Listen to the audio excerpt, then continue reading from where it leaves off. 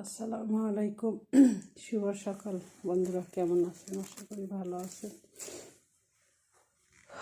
আমিও ভালো আছি। এখন নাই অসুখ বেশকে কি অবস্থা দেন, বাজার দিয়া ধরে বেলাইছে কত বাজার।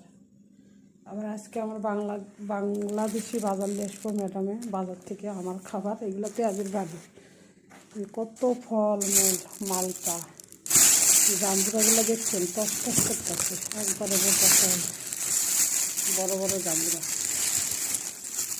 এই যে কমলা, মাশাআল্লাহ, যদি কী জানি কয় দিয়ে 80 গ্রামের পাই, জাম্বুরার মতো।